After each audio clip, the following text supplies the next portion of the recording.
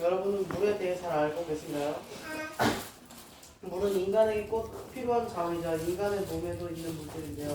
우리는 물을 그냥 목이 마르니까 마실 뿐이지 물에 대해 자세히 알아보거나 생각해보지는 않았을 것입니다. 그래서 물에 대해 몇 가지로 나누어서 알아보려고 했습니다. 물은 수소 원자 둘과 산소 원자 하나로 이루어진 화물입니다. 물 문제 이렇게 생겼습니다. H2O라고 부르기도 하죠. 물은 생각보다 많이 무겁습니다.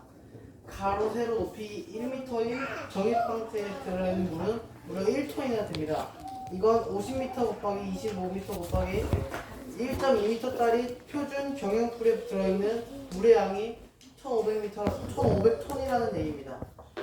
그래서 건축물을 지을 때 수영장에 들어가면 보통 지하나 1층에 짓고 고층에 수영장을 지을 경우 처음부터 설계에 이를 반영해서 보강을 하고 아니면 소금에 스파 정도만 들어간다고 합니다.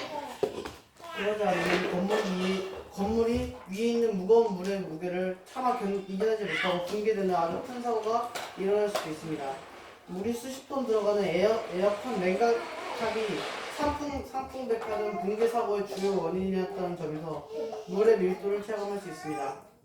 다음으로는 물에 전기가 통하는지 알아보겠습니다. 흔히 물은 전기가 잘 통한다고 알려져 있으나 사실 이것은 물에 포함된 각종 음순물, 이온 물질에 의한 것으로 순수한 물은 전기가 매우 약하게 통합니다. 순수한 물에 어떤 이온 물질이 있어서 전기가 통하라고 반말할 수 있는데 이건 물의 자동 이온화 때문입니다. 이공계 연구실에서 사용하는 4차 증류수가 거의 순수한 물입니다. 참고로 이공계란 자연과학, 이학과 산업응용과학, 공학의 직업군을 묶어부른 단어입니다. 물론 물에 분수물이 조금이라도 섞여 있으면 훨씬 전기가 잘 통합니다. 사실 시중물에도 이온이 상당량 섞여 있고 완전히 순수한 물은 일반생활에서 그렇게 쉽게 접하기 어렵다는 점에서 일반적으로 전기가 잘 통한다고 보는 것이 맞습니다.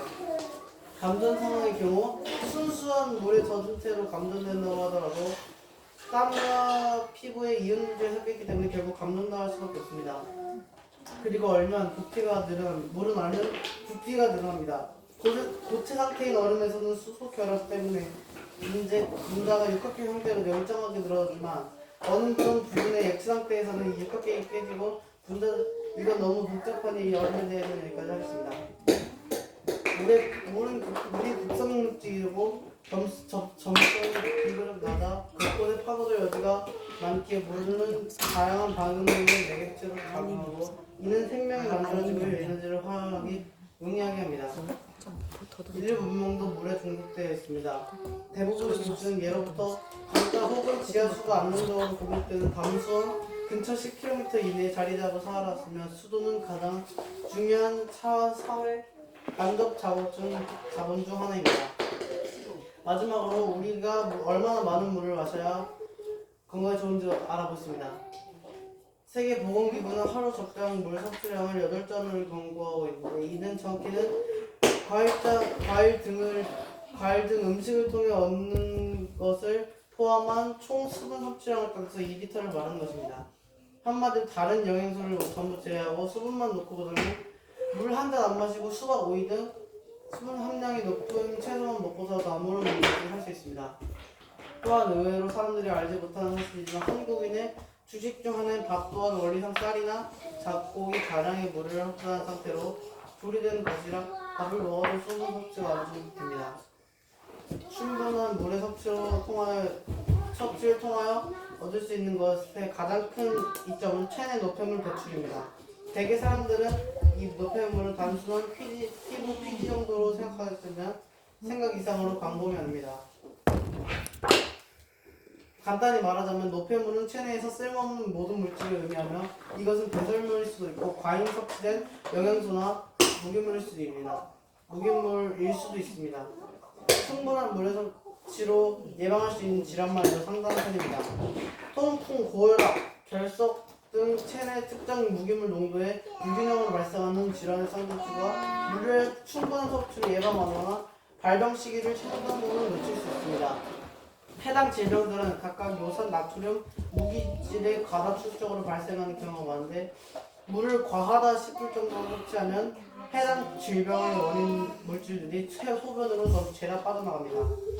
소변을 자주 많이 보는 사람은 대개 요로결석으로 고생하지 않으며 설령 결석이 생성됐다 하더라도 결석 생성 초기에는 소변에 휩쓸려 배출됩니다. 피부 건강 또한 역시 물의 섭취에 크게 영향을 받습니다. 피부는 외부에 노출되어 있으면서도 표면적이 가장 큰 신체 부위이기 때문에 수분의 손실이 크게 일어납니다.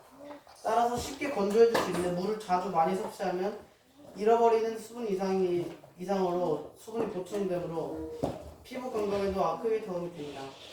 숙취 해소에도 도움이 됩니다. 섭취한 알코올의 일부는 소변 등에 섞여 배출되는데 물을 많이 마시면 쉽게 배출됩니다. 그리고 물만 마셔도 살이 찐다는 얘기가 있는데 물은 0칼로리이며 무기물입니다. 즉 살이 찌는 것과는 물은 아무런 관계가 없습니다. 화장실에 가기 전까지는 살이 찌겠지만 물만 마셔도 살이 찐다는 것은 비유적 표현입니다. 따라서 물 자체가 찰지방으로 변하는 경우는 절대 있을 수 없다고 합니다. 오늘은 물에 대해서 알아봤는데요. 저희가 실생활에서 평범하게 마실 수 있는 물이 이렇게 많은 용도로 쓰이는 걸 처음 알았습니다. 여러분이 오늘 들은 정보가 처음 듣는 사실이었으면 좋겠습니다. 지금까지 연습을 들어주셔서 감사합니다.